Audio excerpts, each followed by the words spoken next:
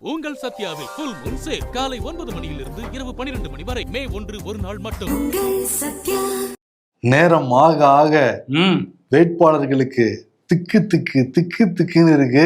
எப்பவும் இல்லாத அளவுக்கு லப்பு டப்புன்னு அடிக்குதுன்றாங்க. நமக்கும் அப்படிதான் இருக்கு. நான் உண்மையதான் சொல்றேன். இன்னைக்கு காலையில கனவு எனக்கு எலெக்ஷன் ரிசல்ட் வந்துருச்சு, நம்ம தூங்கிக்கிட்டு இருக்கோமே அப்படின்னு.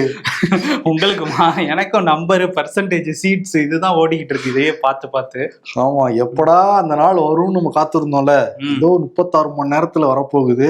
ஆமா, அந்த வாக்கு எண்ணிக்கைங்கிறது ஆரம்பிக்க போறாங்க. தபால் ஓட்டை முதல்ல பிரிப்பாங்க, அப்புறம் பெட்டியை உடைப்பாங்க.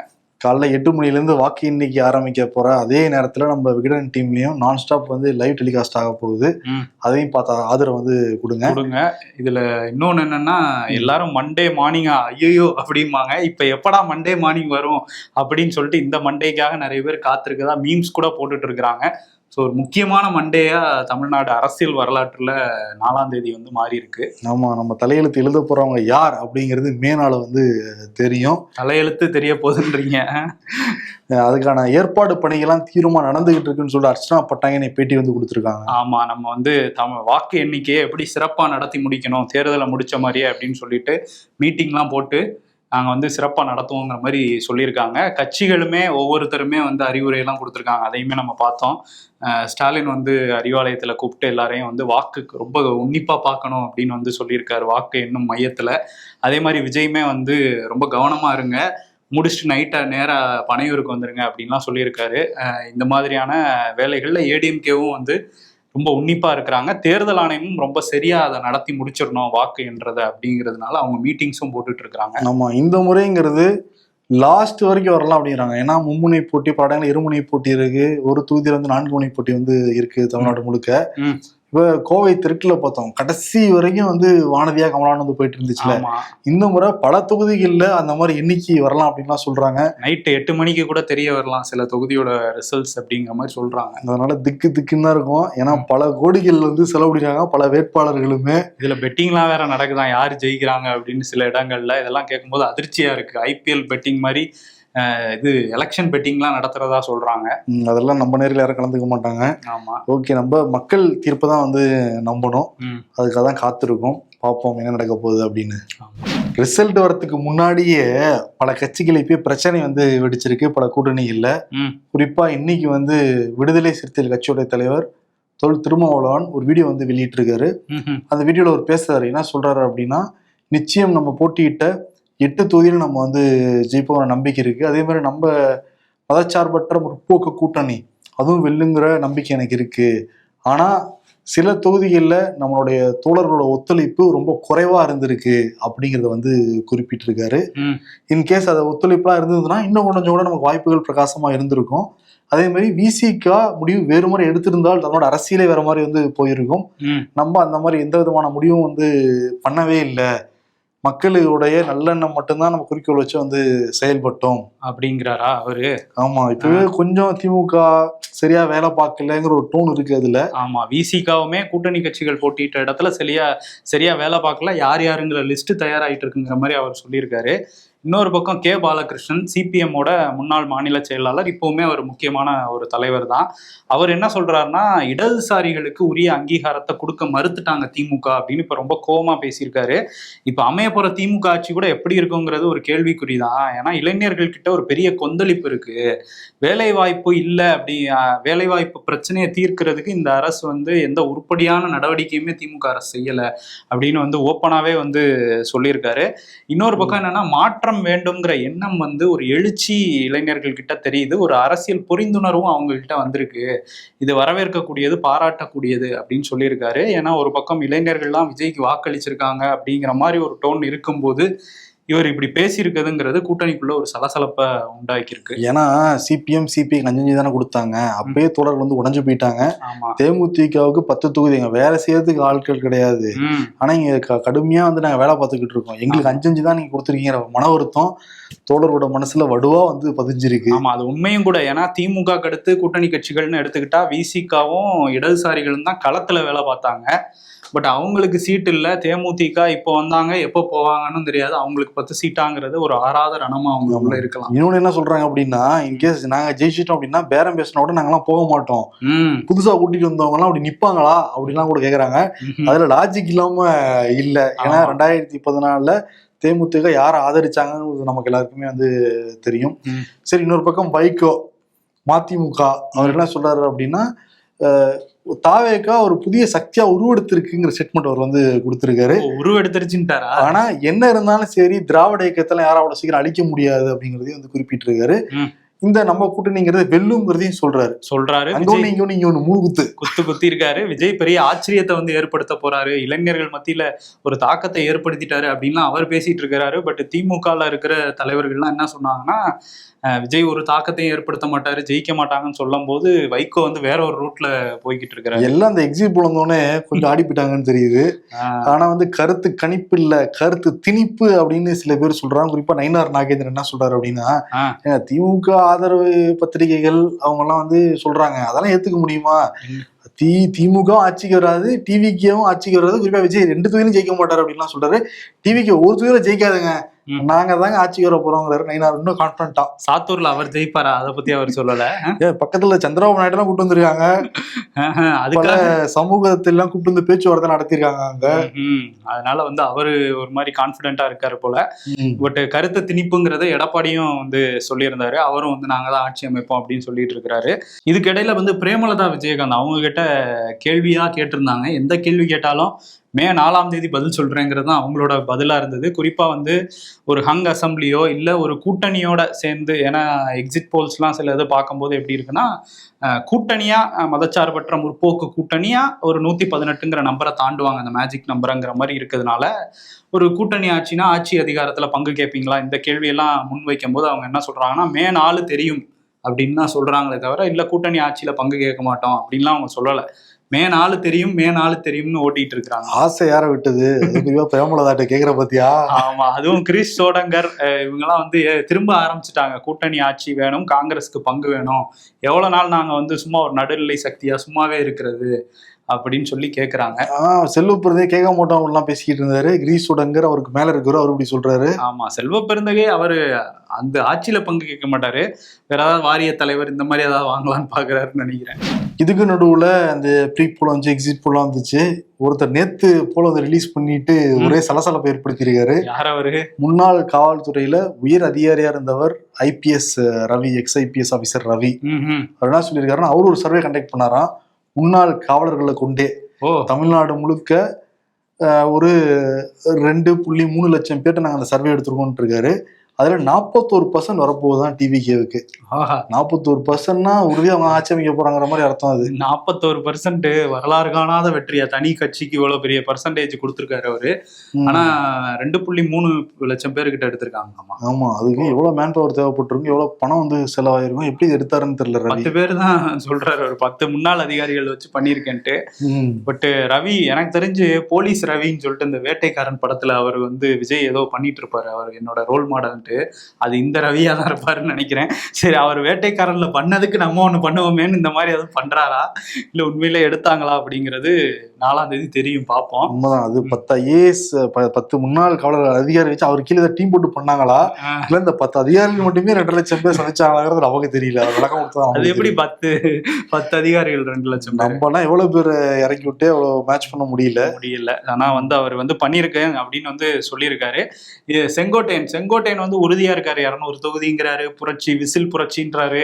அதுக்கப்புறம் வந்து அவருக்கு ஒரே எண்ணமா இருக்கிறது எடப்பாடி ஜெயிக்க கூடாதுங்கிறதுல அவர் இருக்காரு. ஏன்னா எல்லா பட்டியலையும் அதையும் சொல்லிடுறாரு. அவங்களுக்கு மட்டும் இல்ல, ஸ்மால் மம்மிக்கும் சரி ராமதாஸுக்கும். அவங்க அம்மா ஆட்சி அமைப்போன்றாங்களே ஸ்மால் மம்மி, அம்மா ஆட்சி அமைப்போம் 180 தொகுதின்றாங்க, போட்டிட்டதே 120 தான். ஆனா அவங்க 180 தொகுதின்னு சொல்லிட்டு இருக்கிறாங்க. நம்பர்ஸ் பத்தி அவங்ககிட்ட கேக்குறியா? குமாரசாமி எனக்கு தெரியும்ல. ஆமா, அவங்க பல விஷயங்களை பார்த்துட்டு வந்தவங்க, அதனால அவங்களுக்கு தெரியாது ஒன்றும் இல்லை. இப்போ செங்கோட்டையன் கிட்ட ஒரு கேள்வி கேட்டாங்க, இந்த மாதிரி ஒரு அமைச்சரவை பட்டியல் ஒன்று வந்து உத்தேச பட்டியல்னு ஒன்று போய்கிட்டு இருக்கு, அதுல வேற உங்களுக்கு பொதுப்பணித்துறையெல்லாம் கொடுத்துருக்காங்களே அப்படின்னு சொல்றாங்க. அந்த உத்தேச பட்டியலை பார்க்கும் போதே நமக்கு அவ்வளவு ஃபன்னா இருந்தது, பயங்கர ஃபன். அதுல அந்த கட்சியில யார் மேல அதிக வழக்கு இருக்கோ அவர் சட்டத்துறை அமைச்சர். லெப்ட் பாண்டி அவருக்கு லெப்ட்ல போய்க்க அப்படின்ட்டு அவருக்கு வந்து இந்த இது கொடுத்துருக்காங்க. அதே மாதிரி யார் ரொம்ப கேஸ்ட பத்தி பேசுறாங்களோ அவங்களுக்கு சமூக நலத்துறை அமைச்சர் இந்த மாதிரி போட்டிருந்தாங்க. ஒரே சர்க்காசமா இருந்துச்சு. ஜெகநாத் மிஸ்ராக்கு வந்து அதெல்லாம் போட்டு விட்டுருந்தாங்க. இந்த மாதிரியான ஒரு பட்டியல் 2-3 ஓடிக்கிட்டு இருந்துச்சு. இது திமுக தான் பண்ணியிருக்காங்க அப்படின்னு சில தாவேகா ஆட்களே சொன்னாங்க. எங்களை ஓட்டுறதுக்காக அப்படி பண்றாங்க. அதுல ஒரு லாஜிக் என்னன்னா எல்லாரும் வேட்பாளர்கள் தான். ஆமா, அதுல வந்து அவங்க அப்படி போட்டிருந்தாங்க. இதுல என்னன்னா இப்போ செங்கோட்டையன்ட்ட கேட்கும்போது அன்அஃபிஷியலா வந்ததுங்க. அது அஃபிஷியல் கிடையாது, அதை பத்தி கேட்காதீங்க அப்படின்னு சொல்லி கடந்து போயிருக்காரு. அதே மாதிரி சர்வமும் கத்துக்கலாம், கர்வம் கத்துக்கிட்டவங்க காணாம போயிடுவாங்க, சுயநலமா இருக்கவங்க எடப்பாடியும் ஒரு மெசேஜ் சொல்லியிருக்காப்புல. இசைஞானி இளையராஜாவோட அந்த யூடியூப் பக்கத்துல ஒரு பாட்டு வந்து நேற்று பதிவிட்டு இருந்தாங்க. அவர் இது எங்கள் நீதி அப்படிங்கிற ஒரு படம், S.A. சந்திரசேகர் இயக்கத்துல விஜய் வந்து சைல்டு ஆர்டிஸ்டா நடிச்ச அந்த படம். அதுல சின்ன தம்பி எங்க தம்பி இந்த நாடே காத்திருக்குன்னு ஒரு பாட்டு இருந்து இருக்குது. அந்த பாட்டை இப்போ வந்து பதிவேற்றிருந்தாங்க. அதுவும் விஜயோட தம்புனையில் அந்த அவர் இருக்கிற அந்த படத்துல இருக்கிற மாதிரியான போட்டோவோட. அதுவும் பக்கத்துல ராதிகா வேற நிக்கிறாங்க. ராதிகா எந்த கட்சியில இருக்காங்க? ஆமா, அவங்க வேற கட்சி இவங்க வேற கட்சி, ஆனா நாடே காத்திருக்கு தம்பிங்கிற மாதிரி அந்த பாட்டு வந்தோடனே சோசியல் மீடியால ஒரு பெரிய விவாதம் போக ஆரம்பிச்சிருச்சு. இளையராஜா எங்க பக்கம் தானே தாவேகா தொண்டர்கள் கிளம்ப, திமுக தொண்டர்கள்லாம் கலைஞர் பண்ணதெல்லாம் மறந்துட்டாரு, இவர் வந்து நன்றி மறந்தவர் அப்படின்னு அவரை வந்து விமர்சனம் பண்ண இப்படி போய்கிட்டு இருந்துச்சு. பட் இளையராஜா தரப்புல விசாரிக்கும் போது கேஷுவலா நாங்கள் அப்பப்போ பாடல்கள் பதிவேற்றுறோம், அந்த மாதிரி தான் இதை பதிவேற்றினோமே தவிர இதுல எந்த உள்நோக்கமும் இல்லைன்னு அவங்க தரப்பு சொல்றாங்க. அஃபிஷியலாக ஏதாவது விளக்கம் கொடுக்குறாரா அப்படிங்கிறத பார்க்கணும். ஏன்னா சோஷியல் மீடியாவில் அதை பற்றி பேசிக்கிட்டு இருக்காங்க இப்போ வரைக்கும். ஓகே, அவரோட யூடியூப் சேனல் டெவலப் பண்ணணும்ல, எது ட்ரெண்டாக இருக்கோ அதை பற்றி பேசுகிறவங்க தான் ட்ரெண்ட் ஆகும். அதனால போட்டாங்களா என்னன்னு தெரியல. இன்னொன்று என்னன்னா அவருமே வந்து பிஜேபி ஆதரவுல எம்பியா இருக்காரு. ஆமாம், மேற்கு வங்கத்தில் இன்னைக்கு திரும்ப வாக்குப்பதிவு நடந்துகிட்டு இருக்கு. ஏன்னா சில பூத்துலலாம் திரும்ப வாக்குப்பதிவு நடத்தணும்னு கோரிக்கைகள் தேர்தல் ஆணையத்துக்கு வந்துச்சு. இருந்தாலும் அந்த 24 சவுத் பர்கனாஸ் அப்படிங்கிற அந்த மாவட்டத்தில் உள்ள டைமண்ட் ஹார்பர் உள்ளிட்ட ஒரு 2 தொகுதியில மட்டும் ஒரு 15 பூத்தில் இன்னைக்கு ரீபோலிங் வந்து நடந்துகிட்டு இருக்கு. அது வந்து விறுவிறுப்பா நடக்குதுன்னு தான் சொல்றாங்க. ஓட்டு போட்ட மக்கள் வந்து திரும்பியும் வந்து ஆர்வத்தோட தான் ஓட்டு போடுறதா தேர்தல் ஆணையம் வந்து சொல்றாங்க. இந்த 2 டீமும் ஜாலியா இருக்கும்ல, ரெண்டுமே வச்சுக்கலாம் கையில. ஆமா, அதனால வந்து அதுவும் நடந்துகிட்டு இருக்கு. இதுக்கிடையில மம்தா வந்து உச்சநீதிமன்றத்துக்கு போயிருந்தாங்க. இந்த வாக்கு எண்ணும் பணியில வந்து மத்திய அரசு ஊழியர்களை மட்டும்தான் பயன்படுத்துறாங்க, மாநில அரசு ஊழியர்களையும் சேர்த்துக்கணும் அப்படின்னு சொன்னாங்க. ஏன்னா சில இடத்துல பொட்டியை உடைச்சிட்டாங்க, அந்த மாதிரியான சிசிடிவி காட்சிகள்லாம் கூட திரிணாமுல் காங்கிரஸ் வெளியிட்டிருக்காங்க. நிறைய தில்லுமுள்ளு பண்றாங்க பிஜேபியும் தேர்தல் ஆணையமும் சொல்லிட்டு இருக்கும்போது உச்சநீதிமன்றத்துக்கு போயிருந்தாங்க. பட் உச்சநீதிமன்றம் இதுல எந்த உத்தரவையும் வழங்க நாங்க விரும்பலை அப்படின்னு சொல்லிட்டாங்க. ஸோ பாஜக வந்து இது பாருங்க, அவங்க தேர்தல் ஆணையத்து மேல நம்பிக்கை இல்லாம இந்த மாதிரிலாம் போனாங்க. உச்சநீதிமன்றமும் இப்ப சொல்லிட்டாங்க எதுவும் பண்ண முடியாதுன்னு, தோல்வி பயத்துல இதெல்லாம் பண்றாங்க மம்தா அப்படின்னு அவங்க சொல்லிட்டு இருக்காங்க பிஜேபியில. ஏன்னா நடுநிலையான தேர்தல் ஆணையம், நடுநிலையான உச்சநீதிமன்றம் ஏத்துட்டு தான் ஆகணும். கண்டிப்பா. ஆமா, செல்போன்ல திடீர்னு நம்ம சைலண்ட் மோட்ல போட்டிருந்தா கூட திடீர்னு ஒரு பெரிய பீப் சவுண்டோட ஒரு அலர்ட் மெசேஜ் வந்து வருமா, அதான் பயப்பட வேணாம்னு வந்து மத்திய அரசு சொல்றாங்க. எதுக்காக? விலைவாசி எல்லாம் ஏற போகுது, தூக்கி 500 ரூபாயும் செல்லாது அப்படின்னு சொல்லிட போறாங்க. ஏன் வந்துருச்சு அவங்களுக்கு? இல்ல ஏதோ அலறிச்சுன்னு பார்த்தேன். இல்ல, அது வந்து இதோட பயங்கரமா அலரும்னு சொல்றாங்க. அது என்னன்னா ஒன்றும் இல்லை, அது ஒரு சோதனை முயற்சி போயிட்டு இருக்கு அப்படின்னு சொல்றாங்க. இப்போ நம்ம பேரிடர் காலம், ஒரு சூறாவளியோ ஒரு பெரிய வெள்ளமோ அப்படின்னு வருது அப்படின்னா அதுக்கேற்ற மாதிரி உடனுக்குடன் தகவல்களை அனுப்புற மாதிரி ஒரு திட்டத்தை வந்து மத்திய பேரிடர் மேலாண்மை துறையும் தகவல் தொடர்பு துறையும் வந்து சேர்ந்து ஒன்று பண்றோம் அப்படின்னு சொல்லியிருக்காங்க. இதுல தமிழ்நாடு பேரிடர் மேலாண்மை துறையும் சேர்ந்து இந்த இதை வந்து பண்றாங்க. இது நாடு முழுக்க 1 கோடி பேர்கிட்ட வந்து இந்த மாதிரி அலர்ட் மெசேஜ் ஒரு டெஸ்டிங்காக வருது அப்படின்னு சொல்லியிருக்காங்க. ஸோ அப்படி வந்தா பயப்பட வேணாம், அது ஒரு டெஸ்டிங் தான். டெஸ்டிங் தானே, பகல் வேலையில இதை பண்ணுங்க, நைட்டு தூங்கிட்டு இருக்க போயிடாதீங்க, எல்லாம் பதறி எதிர்ச்சிருவாங்க. ஆமா ஆமாம். இன்னொரு பக்கம் என்னன்னா இந்த பொருளாதார பேரிடர்ல தான் இப்போ வாழ்ந்துகிட்டு இருக்கோம்னு நினைக்கிறேன். ஏன்னா விலைவாசி எல்லாம் கண்ணா பின்னா வந்து ஏறிக்கிட்டு இருக்கு. நேற்று கூட பார்த்தோம் கேஸ் ரொம்ப இறக்கம் காட்டி 1000 ரூபாய்க்கு 7 ரூபா மட்டும் கம்மியா பண்ணி 993 ரூபாய்க்கு வந்து ஏற்றிருக்காங்க. கிட்டத்தட்ட 3000 ரூபாய்க்கு மேலே போயிடுச்சு வணிக பயன்பாட்டு சிலிண்டருங்கிறது. இப்போ அடுத்து பெட்ரோல் டீசல் விலை உயர்த்தப்படலாங்கிறாங்க. அது காரணம் வந்து ஈரான் அந்த அமெரிக்கா வாருங்கிறது முடியல, நாங்கள் என்ன பண்ணோம் அப்படின்னு.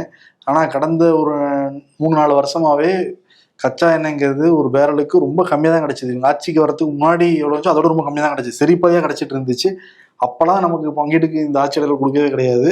இப்போ ஏறிச்சு வர்றது ரொம்ப சிரமமாக இருக்குன்ட்டு ஏற்ற போகிறாங்கிறது எந்த வகையில் நியாயம் நமக்கு வந்து தெரியல. எல்லாம் கஷ்டப்பட போகிறோங்கிறது மட்டும் தோணுது. 4ஆம் தேதி நினைச்சது நடக்கலைன்னா என்னென்ன ஏத்த போறாங்களோ தெரியல. அது வேற. மேற்கு வங்கம் டார்கெட் இருக்கு, அஸ்ஸாம் மட்டும் நடந்துருங்கிற மாதிரி தெரியுது. புதுச்சேரியும் கான்பிடென்ட்டா இருக்காங்க. மேற்கு வங்கம் நடக்கலைன்னா ஒருவேளை கோவப்பட்டு ஏதாவது பண்ணிடுவாரோன்னு பயப்படுறியா? ஆமா ஆமா. சரி, ஈரான் போர்ல இந்த ட்ரம்ப் வந்து அவரு எப்பவுமே கோவமா தான் இருக்கிறாரு. ஈரான் ஒரு புது ப்ரப்போசல் அனுப்பிச்சிருந்தாங்க, இந்த ஸ்ட்ரைட் ஆஃப் ஹார்மூஸை நாங்க திறக்கணும் அப்படின்னா இந்த மாதிரி ஒரு ப்ரப்போசல் புதுசா நாங்க அனுப்புறோம் அப்படின்னு சொல்லிட்டு பாகிஸ்தான் வழியா வாஷிங்டனுக்கு அனுப்பிச்சிருந்தாங்க. பட் இதெல்லாம் என்னால் ஏற்றுக்க முடியாதுங்கிற மாதிரி போயிட்டு இருக்காரு. ஸோ ஈரான் ராணுவம் வந்து என்ன சொல்றாங்கன்னா, திரும்ப போர் தொடங்குற அபாயம் வந்துருச்சுன்றாங்க. ஸோ திரும்ப தாக்குதல் ஆரம்பிச்சிட்டாங்கன்னா இன்னும் மோசமாக போயிடும். இப்போவே நிலமை மோசமாக தான் இருக்குது. பேச்சுவார்த்தை நடந்துட்டு இருக்கும்போதே தாக்குதல்லாம் ஆரம்பிச்சாங்கன்னா அவ்வளோதான். ஈரான் தான் சொல்றாங்க, பேச்சுவார்த்தையிலலாம் பெருசா அமெரிக்கா இறங்குற மாதிரி தெரியல, திருப்பி போர் ஸ்டார்ட் ஆக போதான் சொல்றாங்க. திருப்பி எங்கே போய் முடியுங்கிறது தெரியல.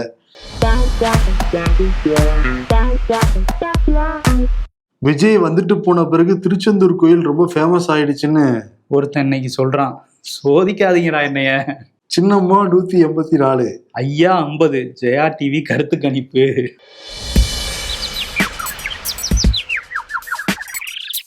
நாளைக்கு சிஎஸ்கே எம்ஐ மேட்ச். அடிபட்ட சிங்கத்தோட மூச்சு காத்து கர்ஜனையை விட பயங்கரமா இருக்கும். மூச்சு விட முடியாம 2 சிங்கமே அடிபட்டு தாட்டா இருக்கு. ஒரு காலத்துல எப்படி இருந்த டீம் ரெண்டும். அரசியல்ல இதெல்லாம் சாதாரணமாப்பா. இன்னைக்கு விருது வந்து ஸ்டாலின் கொடுத்துடலாம், கூட வந்து வைகோவையும் கே பாலகிருஷ்ணன் வண்டியில வந்து ஏத்திடலாம். காரணம், வைகோ தனி சக்தியா உருவாகிட்டாருங்கிறாரு விஜய். ஒரு பக்கம் கே பாலகிருஷ்ணன் இளைஞர் சக்தி ஃபுல்லா விஜய்கிட்ட தான் இருக்குங்கிறாரு. அவரு விஜய்கிட்டன்னு சொல்லலாம், இல்ல எழுச்சி வந்துருச்சுன்னா பேசியிருக்காரு. காரணம் நம்மளால புரிஞ்சுக்க முடியல. அந்த பேர் சொல்லனா மட்டும் என்ன சொல்றான்னு தெரியாம போயிடும் மக்களுக்கு. ஆமா, அதுவும் உருப்படியா ஒண்ணுமே பண்ணல, வேலை இல்லா திண்டாட்டத்துக்கு மாதிரி ரொம்ப ஹார்ஷாவே சொல்லியிருக்காரு சிபிஎம். அதனால என்ன நினைக்கிறாருன்னா, ஸ்டாலின் வந்து வர வர உங்க பேச்செல்லாம் ரொம்ப ராங்கா இருக்கேன்னு மட்டும் அவரோட மைண்ட் வாய்ஸ் ஓடும். ஆமா, என்னங்க பண்றீங்க, ஒன்னும் புரியாம உட்காந்துருக்கோம் நாங்களேன்ட்டு. இன்னைக்கு வேற திரும்ப வேற சொல்லியிருக்காரு, தோழமைகளோட ஒத்துழைப்பு கொஞ்சம் வர்த்தகம் தர வகையில இருக்கு அப்படின்ட்டு இருக்காரு. இந்த மாதிரி ஒரே அந்த கூட்டணியோட கன்ஃபியூசிங் மூடு இன்னைக்கே ஸ்டார்ட் ஆயிடுச்சு. ஆமா, இன்னும் நேரம் இருக்கு, வெயிட் பண்ணுங்கனாலும் பிரேமலா பாருங்க என்ன சொல்றாங்க அவங்க, 4ஆம் தேதி பாத்துக்கலாம், 4ஆம் தேதி கூட்டணி ஆச்சேங்கிறத பாத்துக்கலாங்கிறாங்க. அவங்க 10 சீட்டை வாங்கிட்டு ஜெயிக்கிறோமா ஏங்கிறத பார்த்துட்டு 10 சீட் ஜெயிச்சாங்கன்னா டிபெண்ட் பண்ணுவான்னு நினைக்கிறேன். 10 சீட் ஜெயிப்பாங்க அவங்க சொல்றாங்க, கான்ஃபிடென்ட்டா சொல்றாங்களே.